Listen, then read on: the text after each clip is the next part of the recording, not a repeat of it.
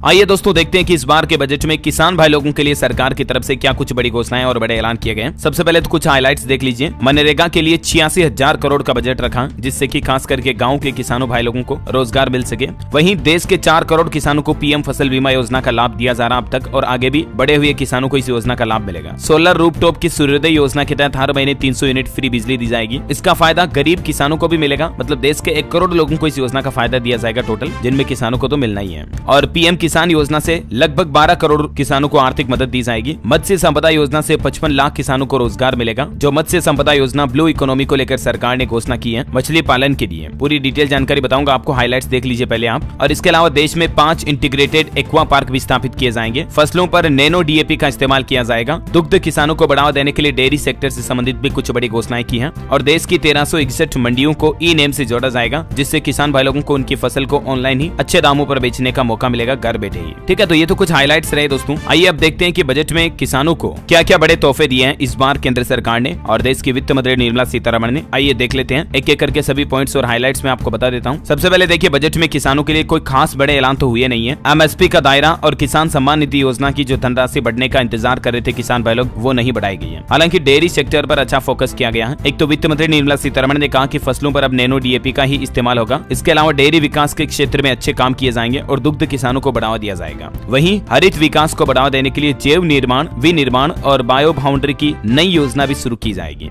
अभी जो प्रधानमंत्री किसान सम्मान निधि योजना में 6,000 रुपए की धनराशि मिलती है, उसको बढ़ाकर 8,000 या 12,000 किए जाने की उम्मीद थी, लेकिन इसमें कोई बदलाव नहीं किया गया। किसान भाई लोगों को यहाँ पर निराश कर दिया है। इस बार वित्त वर्ष 2024-25 के लिए 2,000 करोड़ रुपए बढ़ा है कृषि बजट पिछले साल के मुकाबले। अब तक सरकार का कहना है कि लगभग 12 करोड़ किसानों को पीएम किसान सम्मान निधि योजना का लाभ मिल चुका है या मिल रहा है। और भी देखिए दोस्तों, ये कुछ पॉइंट्स किसान भाई लोगों के लिए इस बार के बजट में। फसल कटाई के बाद सरकार पब्लिक और प्राइवेट इन्वेस्टमेंट को प्रमोट करेगी। सभी एग्रो क्लाइमेटिक जोन में सरकार नैनो डीएपी के उपयोग का विस्तार करेगी। ऑयल सीड्स यानी कि तिलहन में किसानों को आत्मनिर्भर बनाने के लिए आत्मनिर्भर ऑयल सीड्स अभियान के नए नियम बनाए जाएंगे। डेयरी विकास के लिए व्यापक कार्यक्रम बनाया जाएगा। एक्वाकल्चर प्रोडक्टिविटी बढ़ाने, इंपोर्ट दुगना करने और ज्यादा रोजगार के अवसर पैदा करने के लिए प्रधानमंत्री मत्स्य संपदा योजना के इम्प्लीमेंटेशन को भी बढ़ाया जाएगा। 5 इंटीग्रेटेड एक्वा पार्क्स भी बनाए जाएंगे। और भी कुछ डिटेल देखिए दोस्तों, बजट में किसान भाई लोगों के लिए और किन किन योजनाओं का ऐलान हुआ है। बजट भाषण में वित्त मंत्री ने अपनी कुछ उपलब्धियां भी गिनाई। निर्मला सीतारमण बोली कि प्रधानमंत्री किसान संपदा योजना से 38 लाख किसानों को फायदा हुआ और 10 लाख रोजगार के अवसर भी उत्पन्न हुए हैं। कृषि क्षेत्र में निजी और सार्वजनिक क्षेत्र की भागीदारी मजबूत करेंगे। आत्मनिर्भर तेल बीज अभियान को मजबूत किया जाएगा। इसके तहत कृषि की नई प्रौद्योगिकी और कृषि बीमा को भी बढ़ावा दिया जाएगा। खास करके डेयरी से जुड़े किसानों के लिए राष्ट्रीय गोकुल मिशन जैसी नई योजनाएं चलाई जा रही है। मत्स्य संपदा को भी मजबूत किया जा रहा है और सी फूड का उत्पादन भी दुगुना करने का लक्ष्य रखा है, मतलब मछली उत्पादन को बढ़ावा दिया जाएगा। मत्स्य संपदा योजना के जरिए उत्पादन को 3 से बढ़ाकर 5 टन प्रति हेक्टेयर किया जाएगा। रोजगार के 55 लाख नए अवसरों को उत्पन्न किया जाएगा और 5 समेकित एक्वा पार्क भी बनाए जाएंगे। पीएम आवास योजना ग्रामीण योजना के तहत अगले 5 सालों में देश में ग्रामीण इलाकों में 2 करोड़ मकान भी बनाए जाएंगे, जिनका फायदा भी किसानों को मिलेगा इनडायरेक्टली। इस योजना के तहत कुल 3 करोड़ मकान बनाए जाने हैं, जिनमें से 2 करोड़ अगले 5 सालों में ही बनाए जाएंगे। और भी दोस्तों, मछली पालन को लेकर मछली पालन विभाग के आंकड़े और डेयरी सेक्टर के लिए सरकार ने बजट में क्या क्या बातें कही हैं, कुछ और पॉइंट्स और डिटेल्स के हाइलाइट्स आप स्क्रीन पर देख सकते हैं। तो उम्मीद है किसान भाई लोगों के लिए ये बजट की बड़ी घोषणाएं और कुछ प्रमुख बड़े ऐलान आपको जरूर जानने मिले होंगे। और भी आपके मन में कोई सवाल है तो कमेंट करके जरूर पूछिएगा। और बाकी इस वीडियो को लाइक और शेयर करना, डीएलएस न्यूज चैनल को सब्सक्राइब करके बेल आइकन जरूर दबा देना, रोजाना ऐसी इन्फॉर्मेटिव काम की खबरें देखते रहने के लिए। जय हिंद, जय भारत, वंदे मातरम।